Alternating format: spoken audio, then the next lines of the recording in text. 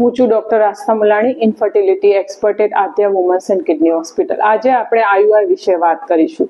આયુઆઈ એટલે ઇન્ટ્રાયુટ્રાઇન ઇન્સેમિનેશન. એ એક ઇન્ફર્ટિલિટી માટેની એક બેઝિક સારવાર છે. તો આ કેવી રીતે કરવામાં આવે છે? તો બેનને માસિકના બીજા દિવસથી દવા અથવા ઇન્જેક્શન દ્વારા સ્ત્રી બીજ 2 થી 3 નંબરની સંખ્યામાં બનાવવામાં આવે છે અને જ્યારે બીજની સાઇઝ 18 થી 20 mm ની થાય ત્યારે HCG નામનું ઇન્જેક્શન બીજ છૂટા પાડવા માટે આપવામાં આવે છે અને એના 36 કલાક પછી આયુઆઈ કરવામાં આવે છે.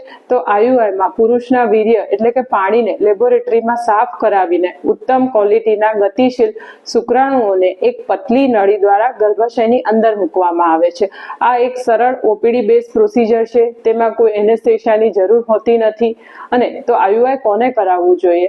કે જે બહેનોને અનએક્સપ્લેન ઇન્ફર્ટિલિટી છે, માઇલ્ડ પીસીઓડી છે, માઇલ્ડ એન્ડોમેટ્રિયોસિસ છે અને ગર્ભાશયનું મુખ ટાઈટ છે અને પતિને પાણી છોડવામાં મુશ્કેલી થાય છે અને જેમને ડોનર શુક્રાણુઓની જરૂર છે. અને આયુઆઈ કોને ના કરાવવું જોઈએ? તો જેમને શુક્રાણુઓની સંખ્યા ખૂબ જ ઓછી છે અને બંને ફેલોપિયન ટ્યુબ બ્લોક છે.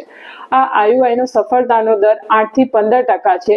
મિનિમમ આપણે 3 થી 4 સાયકલ આયુઆઈ કરાવવું જોઈએ. જો તે પછી પણ જો આપણને સફળતા ન મળે તો એડવાન્સ ટ્રીટમેન્ટ આઈવીએફ કે ICSI તરફ આગળ સારવાર લેવી જરૂરી બને છે. Thank you.